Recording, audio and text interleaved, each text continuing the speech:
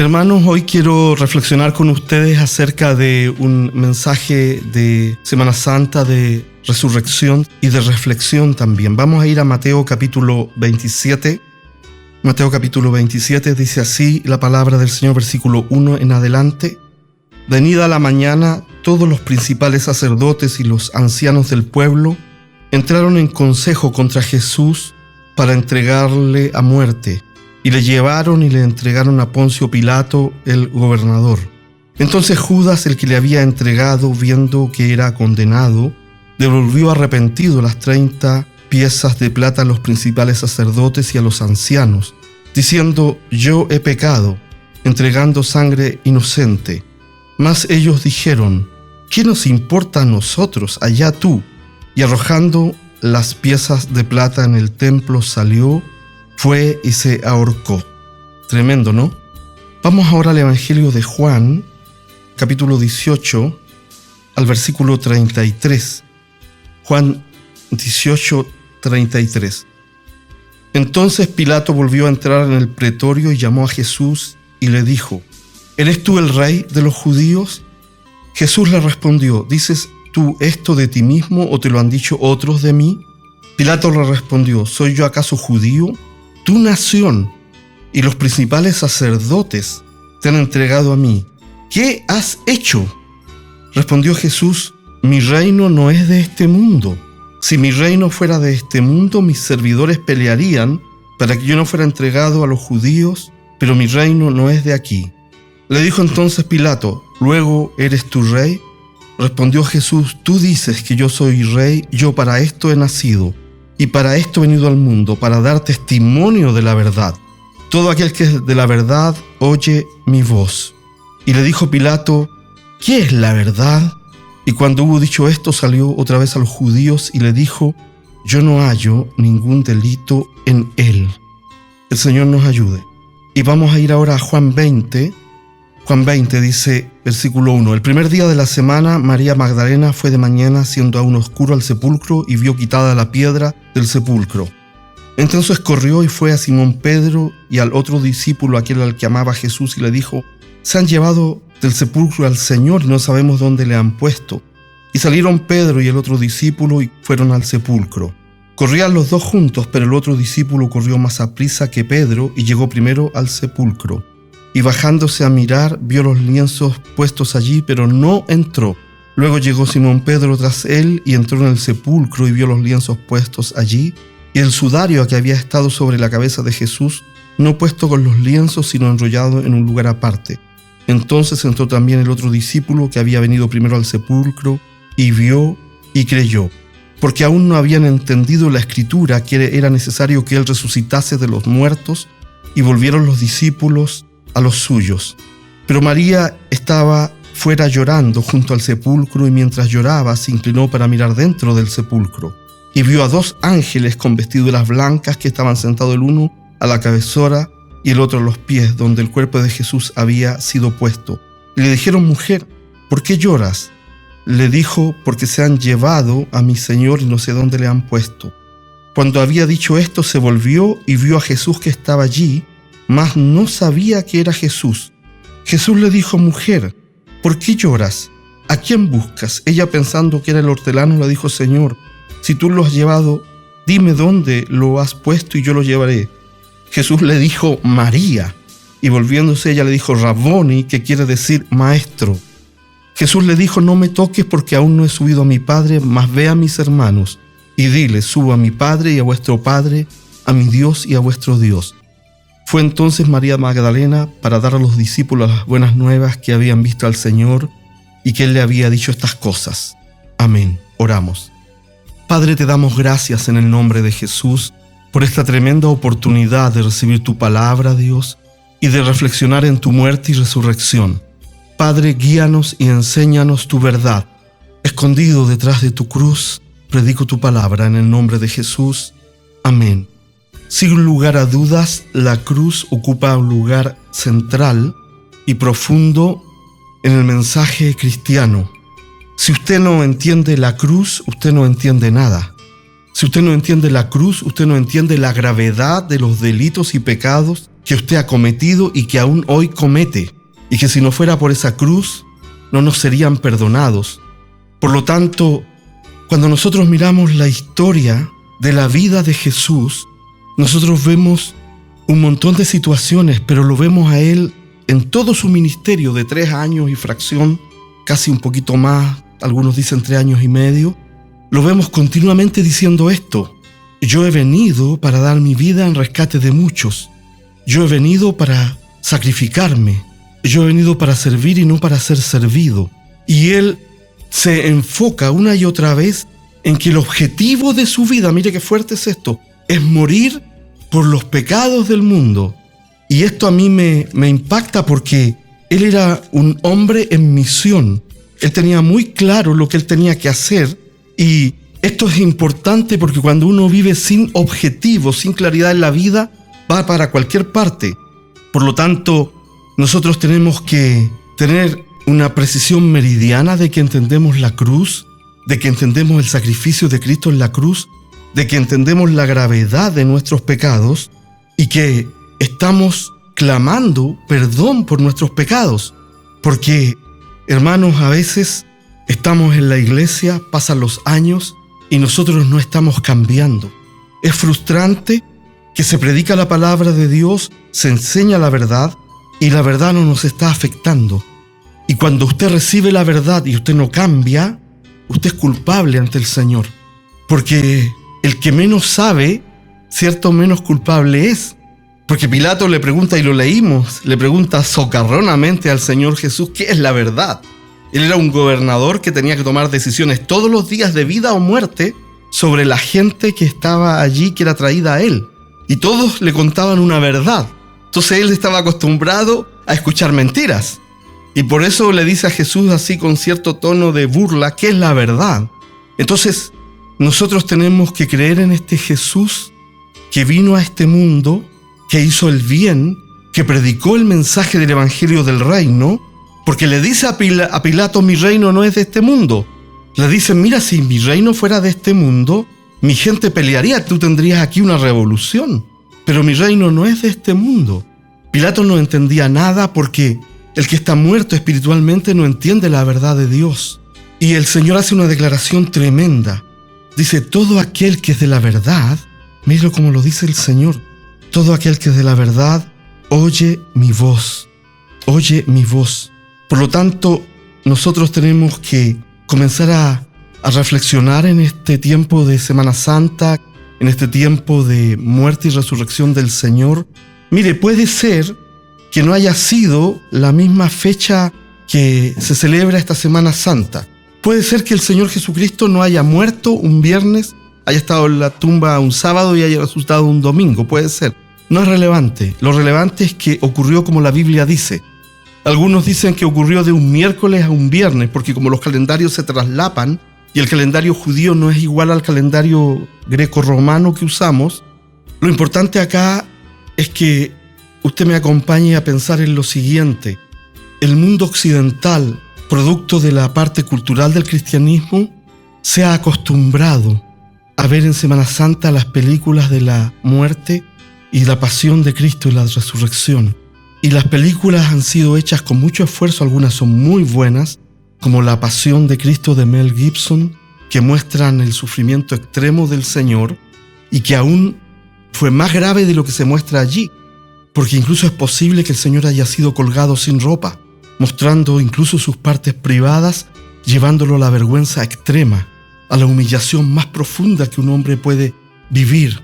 Y es por eso que nosotros debemos tener cuidado de cómo nos enfrentamos a la realidad de la cruz de Cristo, a su vida, a su enseñanza, a su pasión, a su muerte y a su resurrección. Porque si yo soy un cristiano que no me impacto ante la muerte de Cristo, en realidad no estoy convertido. Porque es de tal nivel el sacrificio de Cristo que remeció el cielo, rompió el infierno y marcó la historia humana. Por lo tanto, la primera invitación que yo le quiero hacer a usted es que usted tenga cuidado de no acostumbrarse a vivir culturalmente la Semana Santa.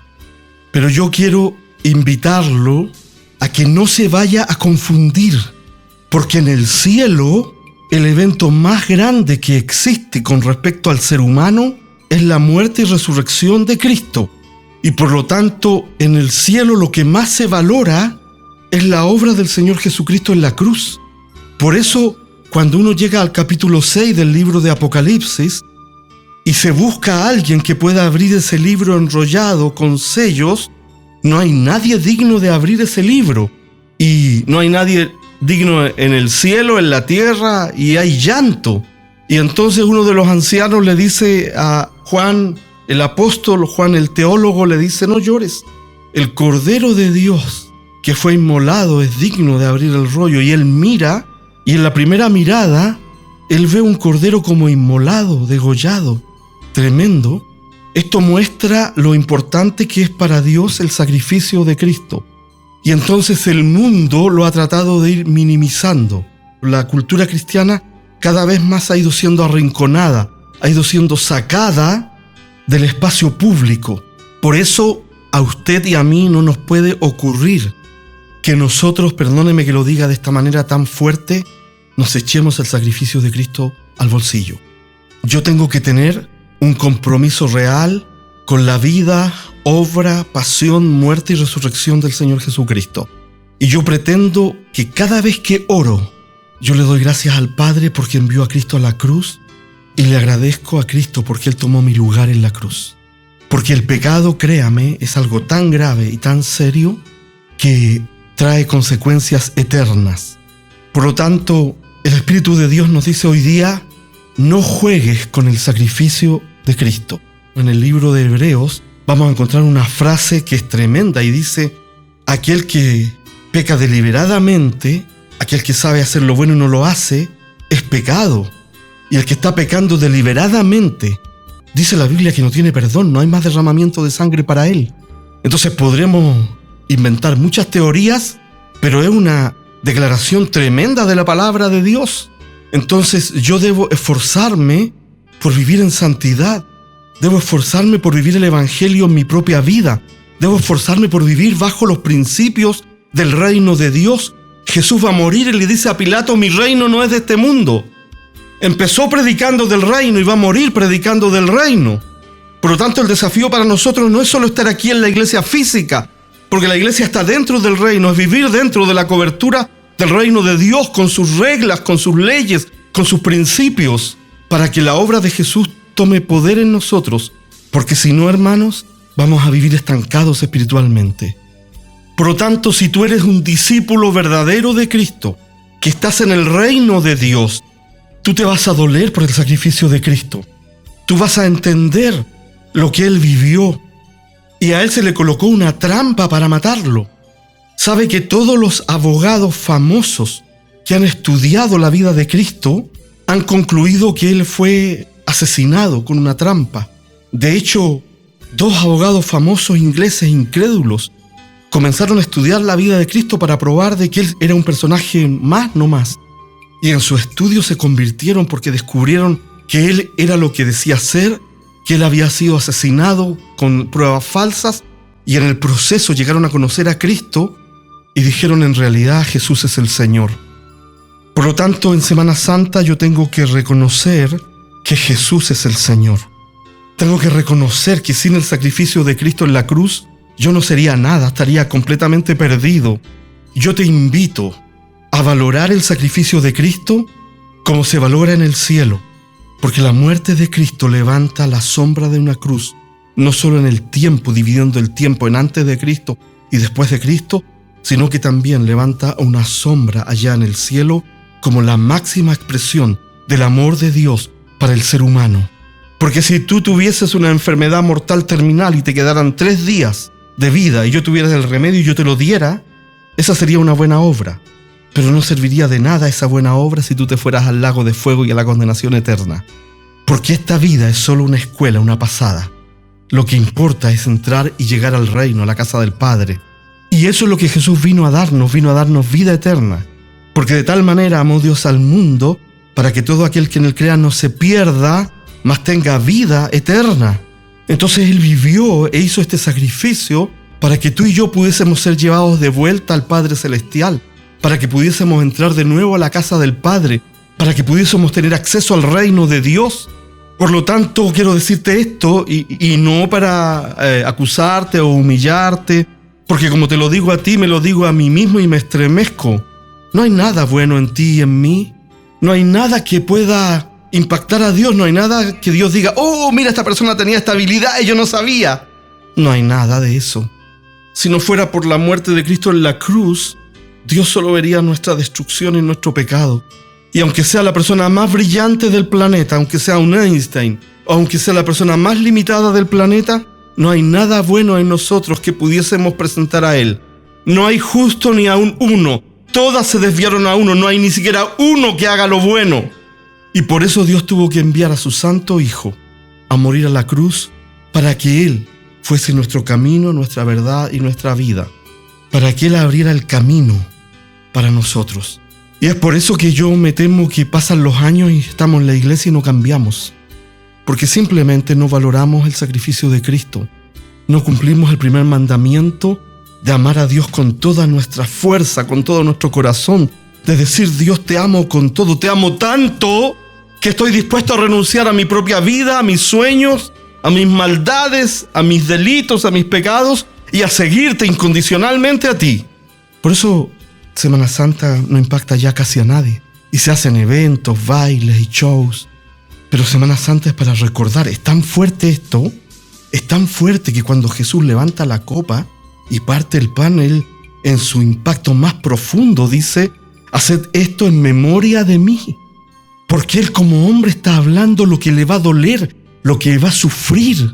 Así que ten cuidado con olvidarte de la profundidad del sacrificio de Cristo en la cruz. Es el punto más grande de la historia de la redención. Es lo que estremeció el cielo. Es lo que hizo que el Padre derramara lágrimas. Es lo que hizo que todos los ejércitos celestiales, al mando del arcángel Miguel, estuviesen ordenados con las espadas listas, esperando que el Padre dijera, desciendan, salven a mi hijo y destruyan el planeta.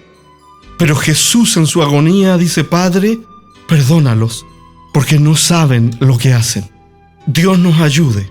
Así que lo primero es, no te olvides de quién es Cristo y no te eches al bolsillo el tremendo sacrificio de Cristo en la cruz. Porque a veces pensamos que entendemos la vida de Cristo y el sacrificio de Cristo, y la pregunta es, ¿de verdad lo entiendes? Porque si tú comprendes algo, tú comienzas a usar ese conocimiento para bien. Y tu vida debería ser distinta, tu vida debería cambiar, tu vida debería reflejar la santidad de Dios. Pablo llegó a decir, y esto me impacta y me estremece, Pablo llegó a decir, imítenme a mí, porque yo puedo decirles que yo imito a Cristo. Tú podrías pararte aquí delante del Dios Todopoderoso y decir, imítenme a mí como yo imito a Cristo. Dios nos ayude. La muerte de Jesús fue un complot. Había una situación en la nación. Y mire los distintos grupos que participaban. Estaban los apóstoles, que era el grupo más cercano de él. Estaba la gente que lo seguía, estaban los 70 y después estaba la multitud que lo seguía. Después estaba la nación de Israel y después estaban los líderes religiosos, los escribas, los fariseos y los saduceos. Y después estaba el Imperio Romano. Y todas estas instancias tenían sus agendas.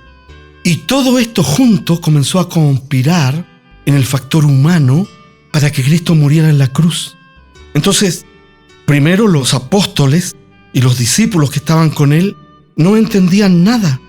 Porque en realidad, hermanos, a veces ocurre que nosotros estamos con Cristo y aún no entendemos la verdad de Dios. No entendían nada. Ellos estaban con Él con una agenda. Y póngame atención a esta otra idea. Ellos estaban siguiendo a Cristo con una agenda. Había habido una pelea de quién era el mayor. Y vinieron y enviaron a la mamá a decirle al Señor, cuando vengas en tu reino, pon a un hijo mío a tu derecha y al otro a la izquierda. Y el Señor les contesta sabiamente, ¿pueden beber de la copa que yo voy a beber? Y ellos dijeron así, audazmente, sin saber lo que decían, beberemos de tu copa. Entonces Jesús le dijo: por cierto beberéis de mi copa, pero el lugar en la eternidad lo dará mi Padre. Yo no te puedo dar ahora un lugar. Y la historia dice que esos dos murieron después brutalmente, porque a veces decimos cosas con nuestra boca y no sabemos lo que estamos diciendo.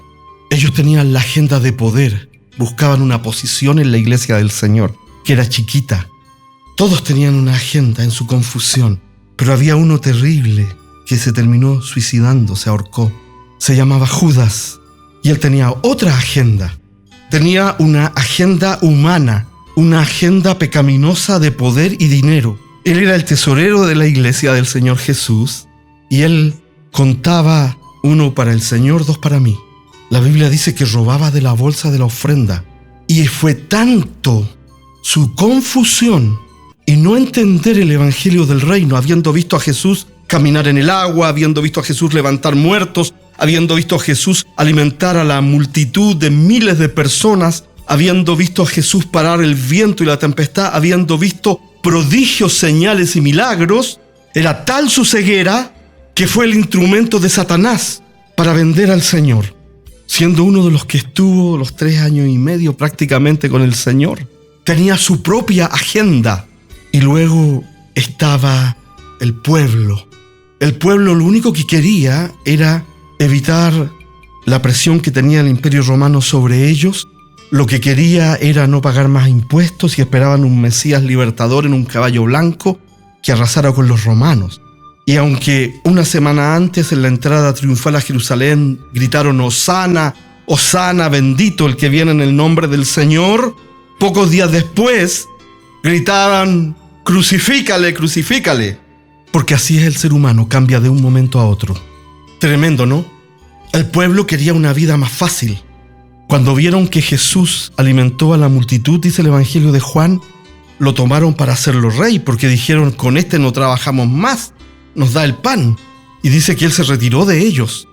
La agenda de Judas era poder humano y buscar dinero. La agenda de algunos de los discípulos y apóstoles era tener una posición de honor en la iglesia del Señor.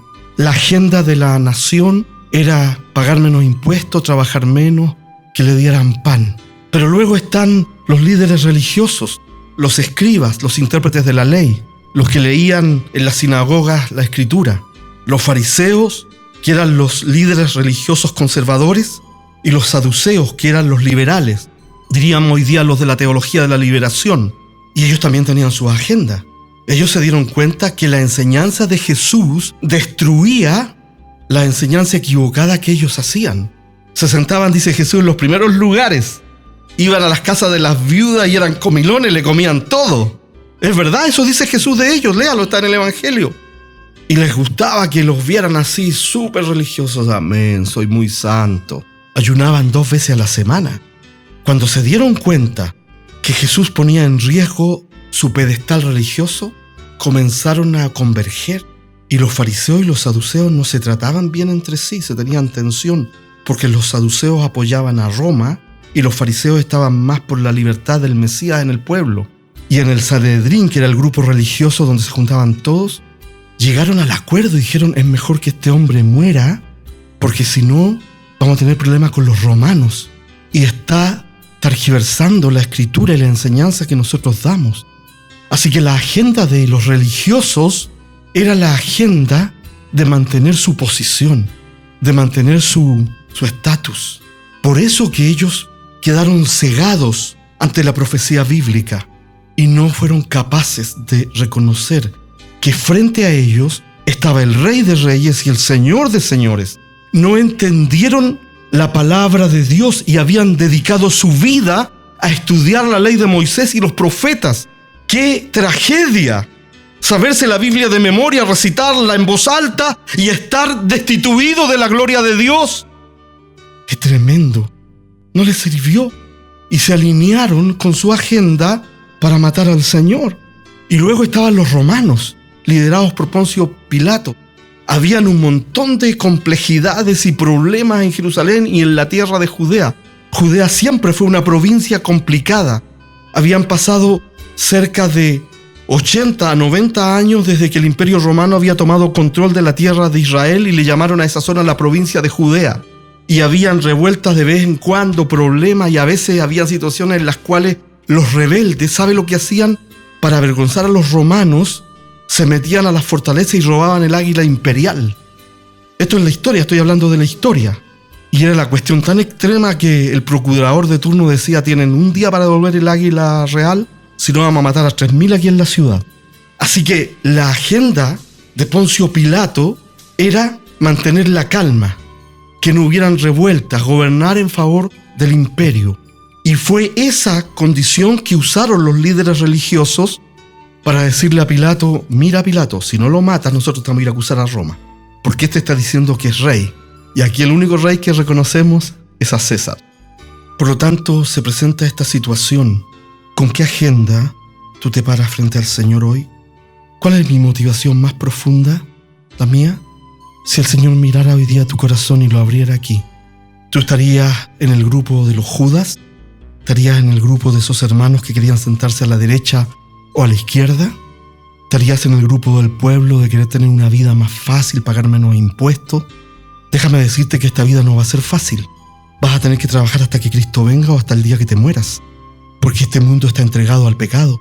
¿O es la agenda de los religiosos que no quieren que su enseñanza se vea afectada? ¿O es la agenda del imperio que quiere mantener la situación política bajo control, que no hayan revueltas? Por eso, hermanos, el Señor va a juzgar todas nuestras intenciones. Y Judas, fíjese, que fue el último link para la muerte de Cristo, porque todas las otras cosas se alinearon, y Judas fue el último link, el que estaba en su círculo más íntimo, el que comía en su mesa, al que Jesús le dijo: lo que vas a hacerlo, hazlo pronto. Y nadie entendió. Si vas a ir a venderme, anda y véndeme.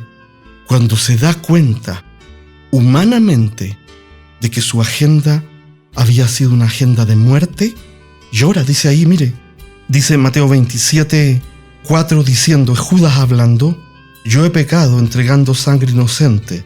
Y ahora hablan los sacerdotes, mas ellos dijeron: ¿qué nos importa a nosotros? Allá tú.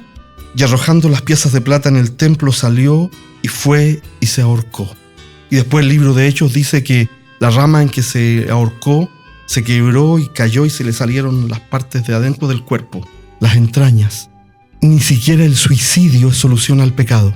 La única solución al pecado es el genuino arrepentimiento. Porque también sabemos que Pedro, el que se declaraba el campeón, el líder de los 12, le había dicho: Señor, aunque todos te negaren, yo no te voy a negar. Jesús le dice: cálmate, va a cantar el gallo y me vas a estar negando. Y dicho y hecho. Pero Pedro, la Biblia dice que lloró amargamente. Y sabe, Jesús estaba siendo juzgado en el pretorio y Jesús estaba en el segundo piso y lo vio a Pedro negándolo. Y sabe, cuando los ojos de Jesús miraron los ojos de Pedro, Pedro comprendió la profundidad de su pecado. Porque cuando usted se siente campeón, cuando más en riesgo está de caer en pecado. Cuando cree usted que eso no le va a pasar, es justo lo que le pasa. Por eso es que debemos vivir en un espíritu de santidad, en un ambiente de reflexión, cuidándonos. Así que Judas termina muerto y perdido por su agenda de poder y dinero. Y Pedro termina humillado y quebrantado porque no fue capaz de cumplir lo que su propia boca había dicho.